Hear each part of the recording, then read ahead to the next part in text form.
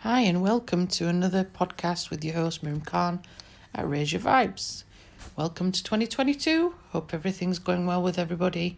Hope we're all having an amazing new start and a new direction, new focus to life. This particular podcast is about surrendering and learning to let go, especially of some difficult things that we come across. For me personally, in 2021, surrendering was something I really had to master, and it was a lesson I was being taught in many different forms, in many different ways, despite your life skills and despite your background, and despite the things that are happening to you. It is a very challenging concept, and sometimes I think we don't focus on what the surrendering is teaching you and what letting go is teaching you. Because naturally, as human beings, sometimes we don't want to let go. We want to cling on. We want to cling on to hope or desperation, or, cling on to something that we think is right for us at that time, and perhaps it's not. It might be that we are surrendering to our ego or our id, or we are trying to change things, whether it's predestined or whether it's an aspect of us that we really don't feel comfortable with.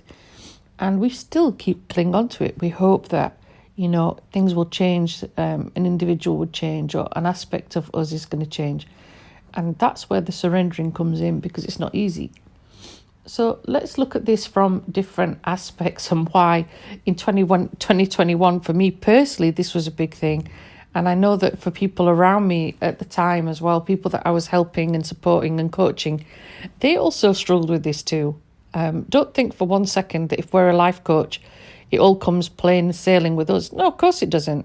How else are we going to gain wisdom if we haven't gone through those steps ourselves, if we haven't walked that path ourselves, if we haven't come out of it and we've learned something from it, hopefully, that we pass on to other individuals, and we hopefully, share that experience and that sort of knowledge with others, and hopefully that's how you can gain wisdom. Not everybody does. Not everybody gains that wisdom and enlightenment. So that's something, to think about and something to work on. So let's look at this from, say, a job point of view. Okay. So from a job experience point of view, it might be that you have gone for a particular promotion, or you see a particular promotion coming up at your workplace, or there is something happening, like a different change, a different role, and you try really hard. You get yourself prepared, you get yourself ready with the experience. You've perhaps been doing the job for a while.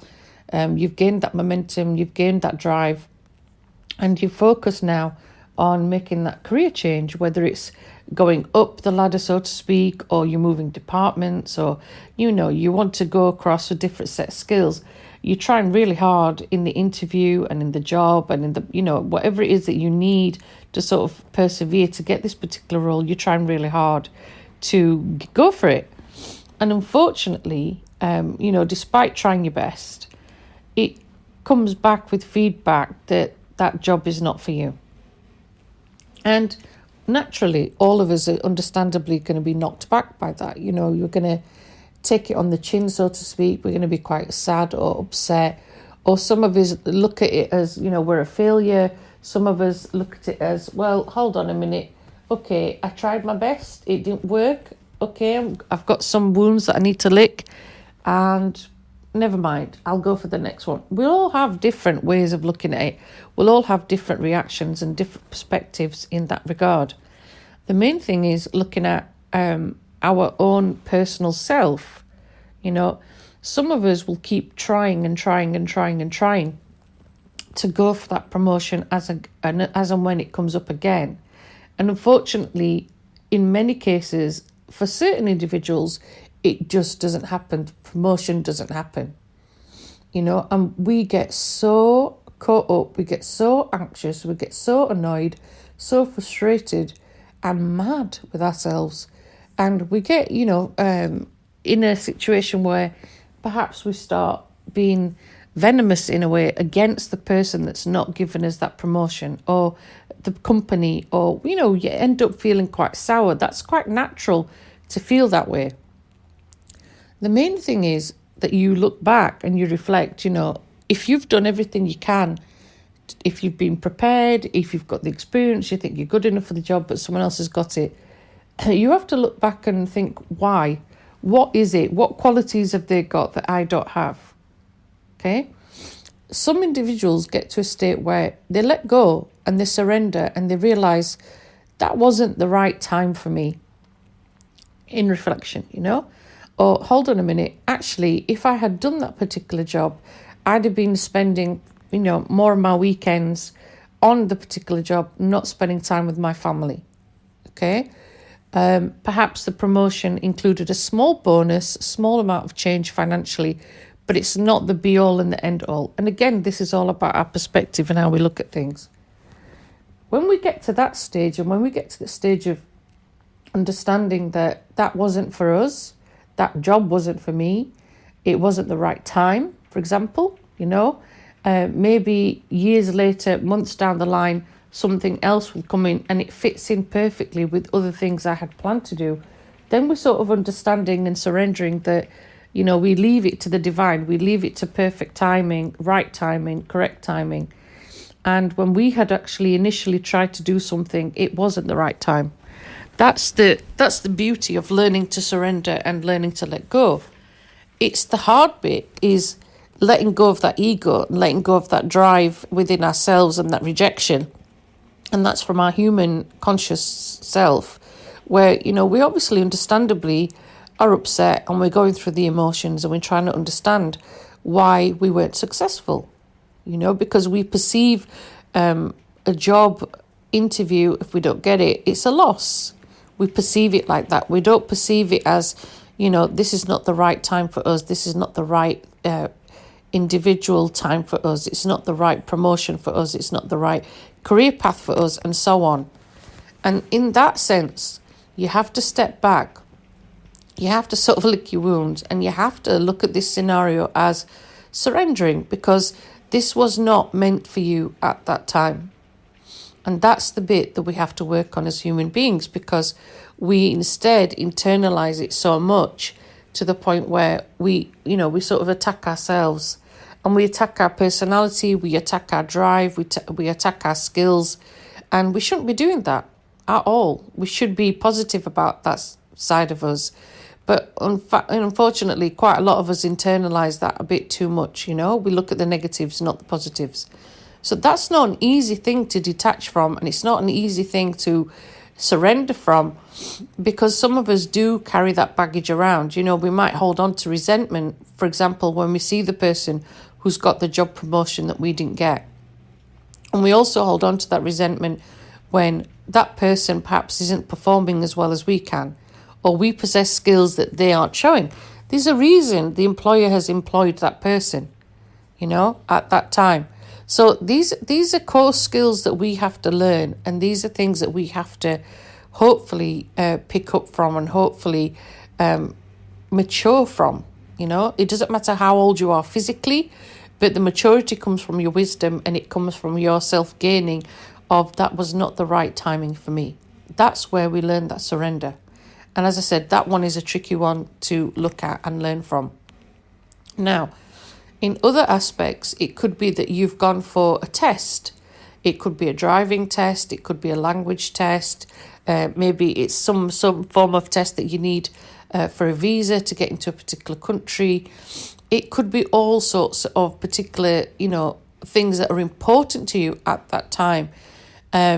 Some jobs, offer, like, for example, an IQ test and so on. And again, you could be trying really, really hard. You've done all the revision.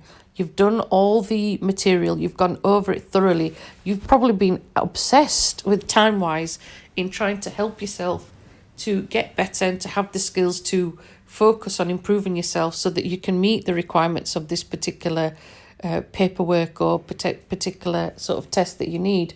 But when the results come out, you find out that maybe in one particular area you're weak, and overall you're not going to pass, or overall you've passed but you haven't got the standards you need to get to that particular place.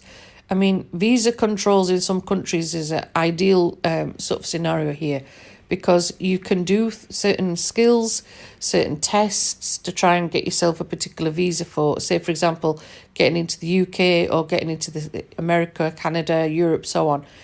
But it gets to the point where there's just one particular area that is not letting you get the overall grade you need. And it can be frustrating having to retake that test and do it several times before you eventually get the right qualification that you need. And it can be more frustrating when you yourself perhaps are very inept and very adept in able to get the scores you need, but for whatever reason, on those particular days when you've taken the test or on those particular performances, you're just not getting the results that you need to get into that particular place that you need to go. And sometimes that's life's way of swaying us from going to a particular place, because we become agitated as human beings. We become fixated. We become engrossed. We spend God knows how much time revising. We become obsessed with trying to get through that particular test to the point where we're not focusing on anything else. So when we get that result, it is extremely frustrating to see that we haven't achieved the grade we thought we had. And it's a slap in our faces, because we know that we've worked so hard on getting that particular grade. And it's so frustrating when the results come back and basically say they're not good enough or they're not high enough.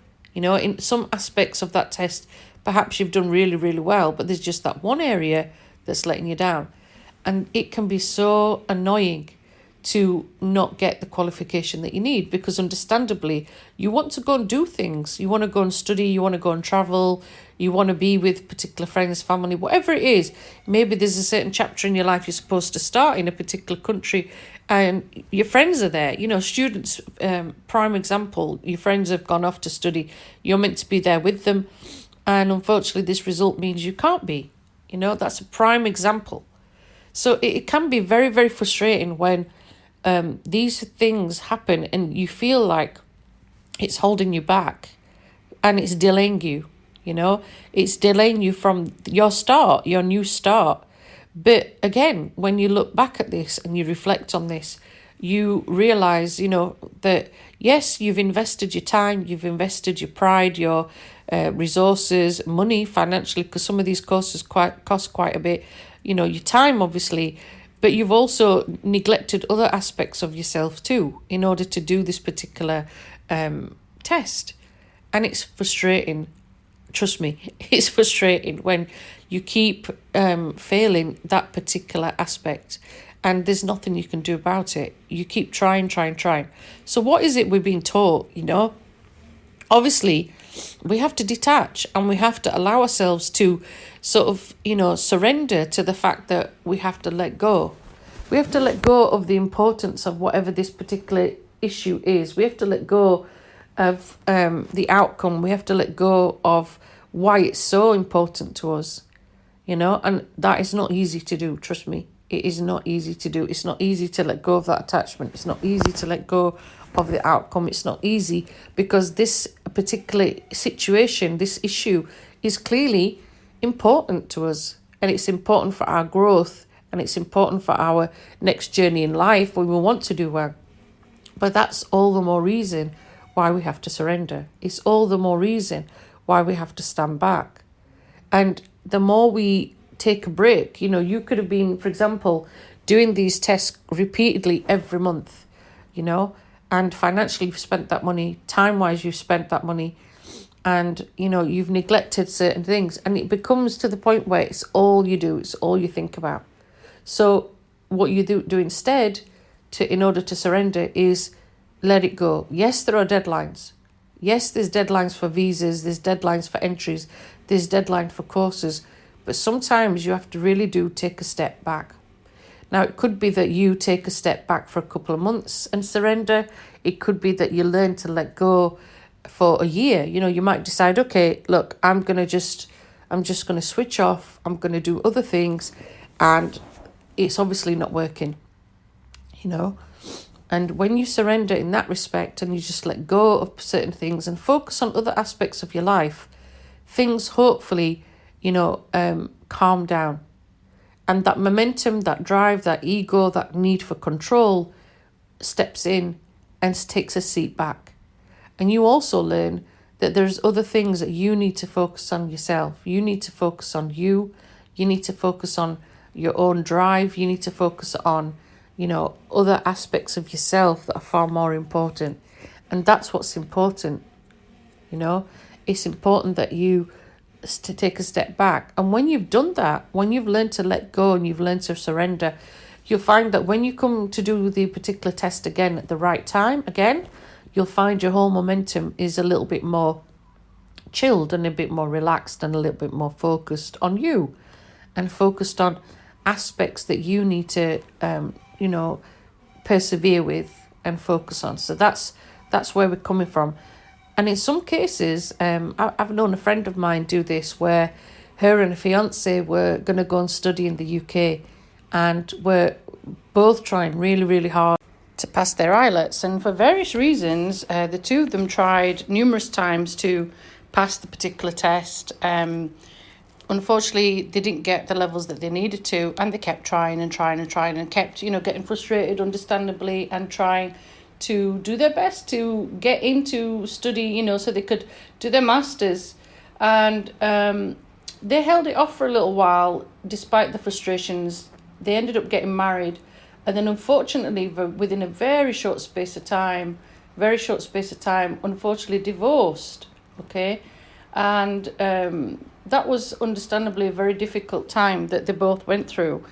And it's only when the divorce came through and healing went through and my female friend actually then tried again, she wanted to rebuild her life again and start again. She actually applied to do the IELTS and this time succeeded. And, upon reflection, when she was looking back and, she can sort of see things a bit more clearly, she wasn't meant to be with that husband at the time, that partner at the time. She wasn't meant to go and study with him. She was meant to do it by herself all along. And sometimes it took her, nearly a year and a half to sort of figure that out in a very, very difficult way. Understandably, nobody wants to get married and then divorce within a short space of time, okay? But unfortunately, these things do happen to us. It's part of our life cycles, unfortunately, and we live and learn.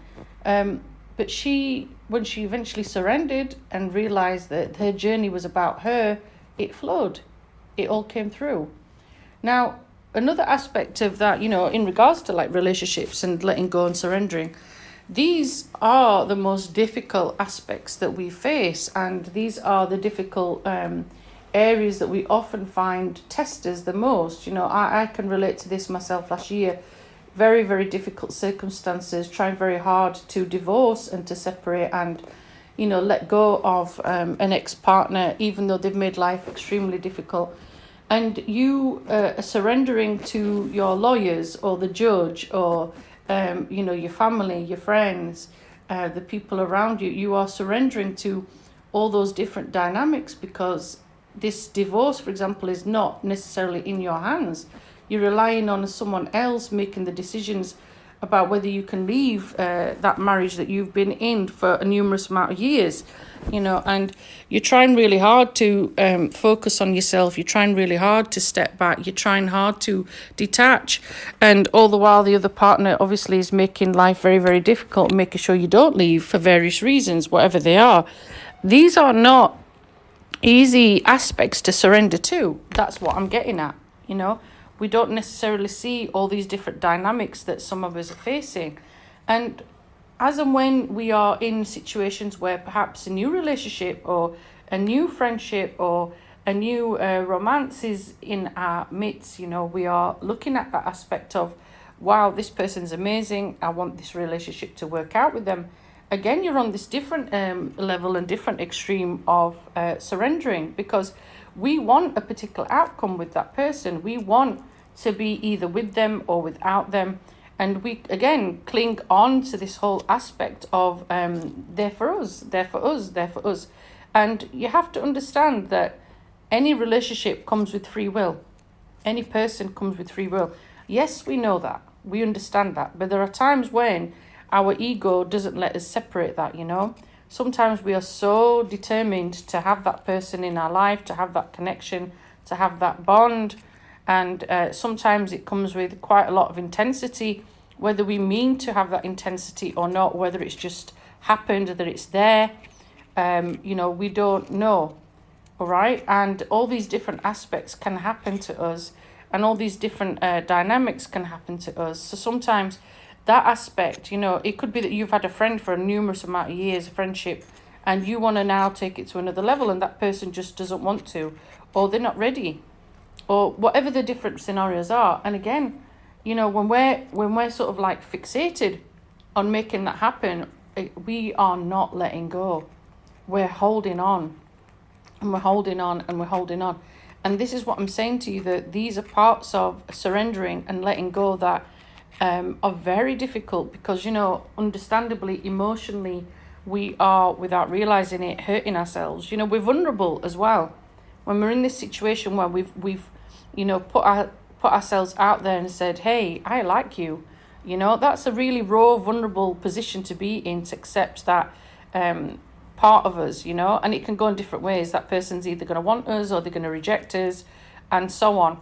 And it can have lots of different dynamics. And obviously, understandably, the rejection bit can be quite hard if that happens, because, we sometimes we don't want to accept that. We still cling on, going, no, you must be with me, and so on.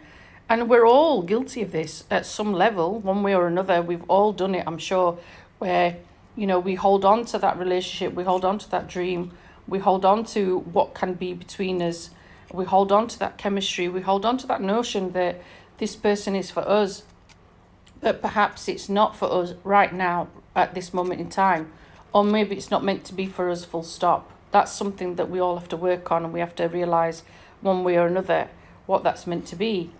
And in some different scenarios, you can have one person that's very awoke, very knowledgeable, very in tune with their spirituality.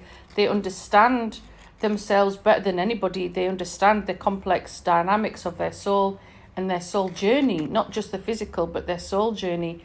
And the other person isn't really awoke, as we say, and all these other aspects of dynamics too happen, because I'm a great believer that people that come into our lives, they're there for a reason. They're connected to us for a reason. We're there to have lessons from them. They're there to have lessons from us. And there's a reason they've come into our space. There's a reason that we hold that space for them, So when it comes to, say, for example, that friendship has ended, or that relationship with them is ended, it's very hard to detach and let go, because, we have invested our time, our energy, our love, our connection. We've dropped our ego. We've surrendered because we've told that person as well how we feel. That's part of surrendering. You might not look at it like that, but it is part of surrendering. And this is what I'm saying to you. All of you are going to have different aspects of this, when you're looking back and reflecting. But the main thing is, if you look at everything I've discussed today, if you look at it as in going into 2022, do you want to go into that 2022 holding on to the baggage of last year? I certainly don't. There are regrets I'm going to have. There are things that I am going to be upset about. There are things that I am going to be holding back over personally and think I shouldn't have done that. Or I should have done this actually, and I should have done it this way, and so on, But it's up to me as a person to reflect upon that and to be introspective and to look at that and focus on myself and focus on my healing journey and focus on my future and focus on my needs and my wants and my desires without hurting anyone else in the progress. And that's the thing that you've got to learn about this journey of surrendering. There are always going to be different layers to it, almost like an onion. You've got to peel back and peel back and peel back the layers. And just as you think you're at the core, you're not. You have to strip back the layers some more and work on other things that approach you and other aspects that approach you. This is where meditation is very useful for that, and reflection is very useful for that when we step back. But not everybody does that. That's the other part of the journey that not everybody understands. So, just to sum up and to recap before we finish, look at your aspect of this journey. Look at your aspect of this particular aspect of life and have a think about how you can move forward. You know, how would you go forward in regards to surrendering and letting go? Maybe in 2022 you come across these particular challenges or obstacles and the things that you have to face. Well, I wish you the best of luck. I wish you the best of luck. And I hope some of the things that I've said resonate with you and help you to strive forward and help you persevere. All right? Take care. God bless. Sending you big blessings and healing. Sending you lots of joy for 2022. Take care. Thanks for tuning in to Raise Your Vibes with Miriam Khan. Bye-bye for now.